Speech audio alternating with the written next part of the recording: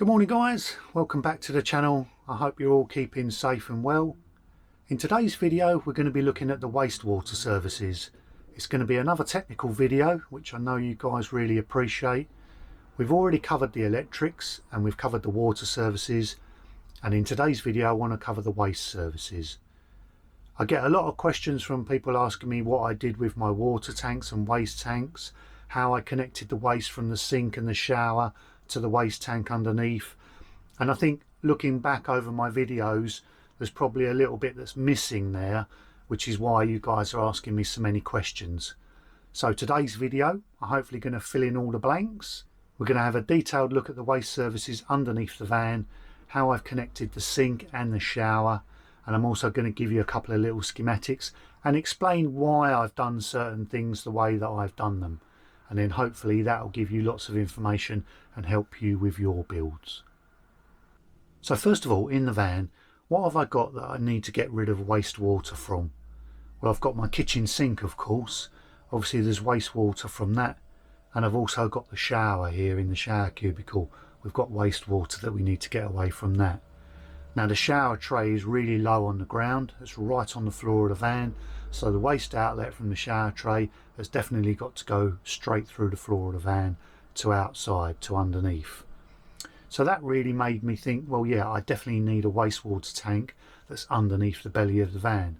So we've actually got a 50-litre wastewater tank which is sitting lengthways underneath me here where the bench seat is, behind the driver's seat.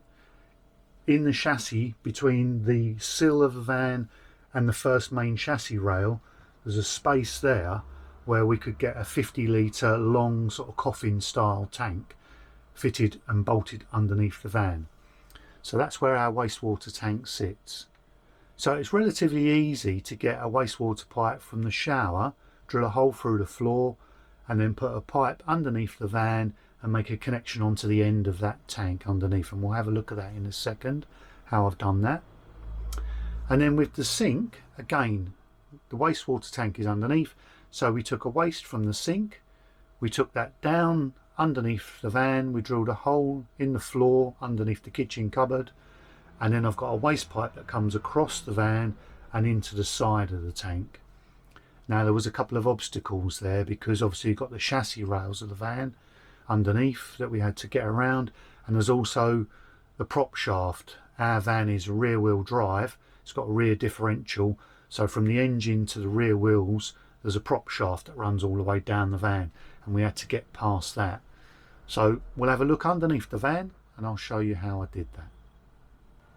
Now the tanks that we're using in our van were supplied by CAK Tanks or CAK Tanks. I'll put some links in the description below for their website. They manufacture plastic tanks for all different types of vehicles, and they're specifically made to suit the chassis rail arrangement on the underside of your van. So they fit very well and they maximise the space to give you the most sort of capacity. They will also supply you with mounting brackets to fix those tanks to the vehicle, and they'll also supply you with drain hoses and drain taps. Now when I got my tanks, I wasn't really too happy about the size of the connections that they provided. I wanted some larger connections just so it was easier for the water to drain away from the sink and particularly to drain away from the shower. The connection that they provided was quite small, so I actually cut those connections off and I fitted some bigger tank connectors, PVC solvent welded tank connectors which you can buy from any plumber's merchants.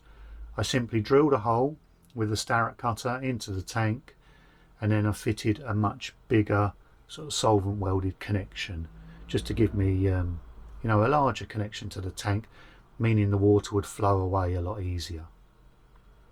I actually made two connections into the tank.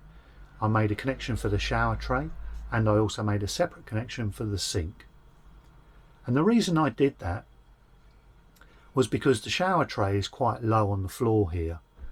If I'd have run those two waste connections down underneath the van and then connected them together, there could possibly be a situation where if I've got a sink full of water and I pull the plug out of the sink, that water drains away really quickly, floods all the pipework underneath the van, and there's a potential for that water to come up inside the shower tray before it has time to run into the tank. So that's why I've done two separate connections. If I now let go of a sink full of water, that's going to drain straight into the tank. There's no possibility of that coming up in the shower. To show you where everything's located, I've got this cut-out diagram showing the chassis rails underneath the floor. We have a 75 litre freshwater tank which is mounted transversely between the rear differential and the spare tyre. In hindsight though, if I rebuilt this van, I'd put the freshwater tank inside the garage at the back and I'd put the LPG cylinder underneath the chassis. A couple of reasons: having the LPG cylinder externally is just safer. I can get a bigger capacity tank underneath the van than I've got inside, and then the water tank would be inherently frost protected if it was inside the vehicle. So there's 2 or 3 reasons that it would be better if the water tank was inside and the gas was outside. As I mentioned before, the wastewater tank is located behind the driver's seat, underneath the bench seat, in between the main chassis rail and the sill of the van. The waste from the shower is 1.5 inches in diameter. It has a long slotted waste which sticks through the floor, and then I've connected 1.5 inch flexible waste pipe onto the bottom of that slotted waste. That connects to a piece of rigid pipe and then connects straight into the end of the wastewater tank. You'll see when we're underneath the van that I've used the flexible waste pipe to form a running trap. The waste from the sink is 1.25 inch pipe. It drops down through the kitchen units, through the floor of the van, behind the step on the side sliding door. It turns and crosses the van with a swept T just behind the diesel tank and the exhaust. Where the waste pipe changes direction, I've put a rodding eye in the end of that swept T, so that if I need to in future, I can remove that to clean those drains. This pipe route was a little bit more complicated. You can see on the diagram there are 3 points where it crosses the chassis rails and where it crosses the prop shaft. So let's get underneath the van and have a look at how I got over this problem. Okay, so in order for me to show you guys what I've done underneath the van, means I've got to get on my back and crawl underneath there with the camera. Probably is why I didn't film it in the first place, to be honest. But to help you guys out, I'm going to crawl underneath with the camera and show you exactly what I've done. So underneath the kitchen sink, we've just got a standard small bottle trap off of the grate, and then there's 1.25 inch waste pipe just goes down through the bottom of the cupboard, and then that goes out through the bottom of the van. This is the sink waste as it comes through the floor of the van. Obviously you can see that I've sealed it with mastic and I've actually sprayed it with some wax oil, so it makes a really good waterproof seal there. It then bends towards the front of the van, and then at this point I've got a swept T here with a rodding eye in it, and then it goes across the van underneath the first chassis rail. I've got a bracket there fixing it securely to the chassis with a couple of self-tapping screws, and then it would hit the prop shaft if it was to continue at the same level. So what I've done, stepped it up over the prop shaft. Now a lot of you are going to be saying, oh, you've got a low point there, water won't flow uphill and all that, but what I've created here is effectively a trap.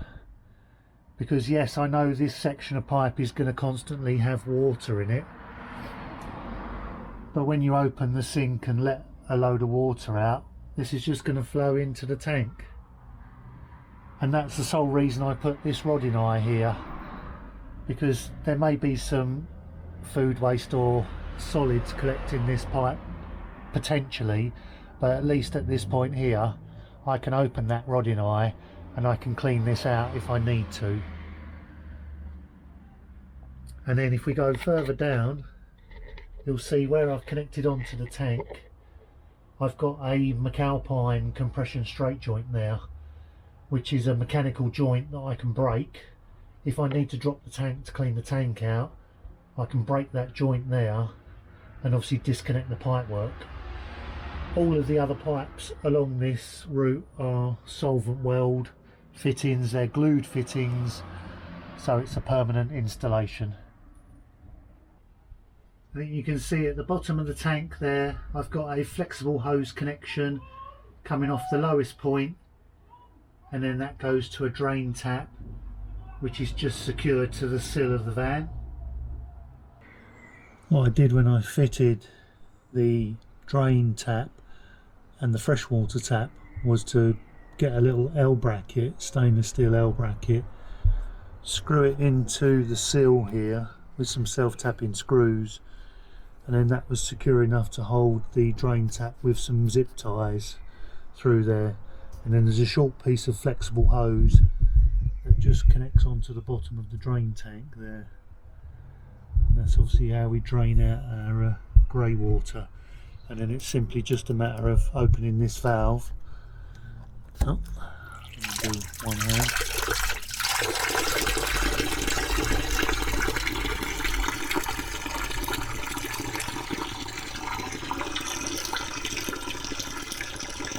And then emptying the grey water into a local drain.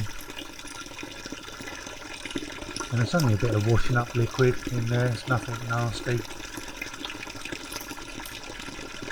It's probably worse goes down that surface water drain with diesel and oil and stuff like that. So hopefully you can see there that grey plastic waste pipe is the waste from the shower. It goes up through this chassis rail member here, and again that creates a low point which is effectively the trap for the shower. That low point would have water in it, but I can disconnect that with one of these Jubilee clips and clean it out if I ever needed to, but that'll just hold water in there and that'll stop smells coming back from the tank. It connects to a solid bit of waste pipe at this point here and then continues on into the tank. I didn't put a breakable joint in this pipe because it's relatively short. I can undo that Jubilee clip there and drop the whole of that bit of pipe when I drop the tank, so I didn't think it was necessary adding another fitting. This is the dropout vent for the cooker and kitchen unit, and I've just actually dropped a conduit through it just so I didn't have to drill another hole in the van. Again, I've sealed the dropout vent with mastic and with some wax oil just to make those really waterproof and to protect the steel of the van.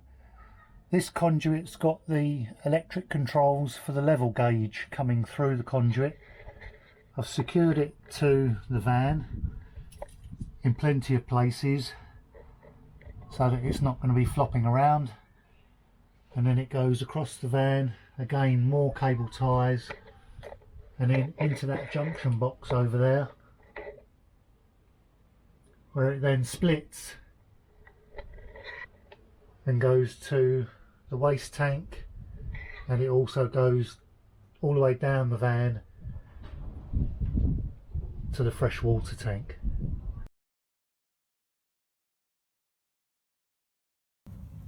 Okay, we're underneath the van and I'm just doing the wiring for the level gauges on the tanks. I've got an IP67 waterproof enclosure here and flexible PVC conduits. There's some convenient locations in the chassis where you can run these conduits through, and then the rest of the way it's secured again to holes that are already drilled in the chassis with cable ties, and then it runs all the way down to the tank at the end there. This cable comes from the kitchen, goes across that chassis member and then goes up through the kitchen cupboards there up to the control panels, and that's where the level gauge is. And what I did previously is I run a 7-core cable down here, so all these cores are numbered 1 to 7, and then what I'll do is there's a 2-core cable which goes to the level gauge in the foul water tank, and then there's a 4-core cable which goes to the level gauge in the freshwater tank, because the level gauge for the freshwater tank gives us, you know, 4 different levels or 3 different levels and a common. So what I'll do with these numbered cables, I'll connect number 1 to one of these cables, and then I'll just write down which one it's connected so that when I go up top I'll know which one's which when we come to terminate the other end. And then there's a waterproof enclosure to go over this box, and that will make sure that all these electrics underneath here are really well protected. Just make sure that these connections are all really good. I am going to solder these. This is probably one of the most difficult positions I've been in soldering, upside down above my head, but we'll give it a go.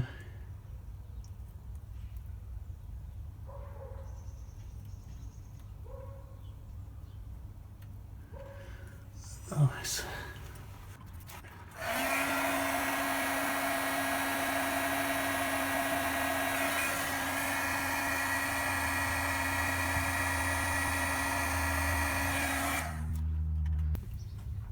There, that's the completed box, all wrapped up. Cables will be nice and protected and waterproof in there.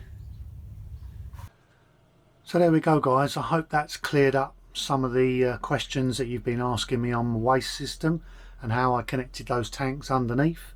If you've got any more questions or anything you'd like to know, please leave them in the comments section below. I know a lot of you guys are building your vans at the moment. I see all your posts on Instagram and social media. So to help you all out, I've just put all of my videos into one complete playlist. So if you're interested in watching them, I've put them all in order from start to finish. So just click on the link below in the description if you want to watch the entire playlist from start to finish. Don't forget as well, there's also some other interesting videos on the channel. There's the build video for the workshop that we did right at the very beginning. That's a separate playlist. If you want to learn how to use SketchUp, there's another playlist for that as well. So there's loads of stuff to keep you interested while you're building your own van. So thanks very much for watching guys, and I hope to see you on the next video. Cheers!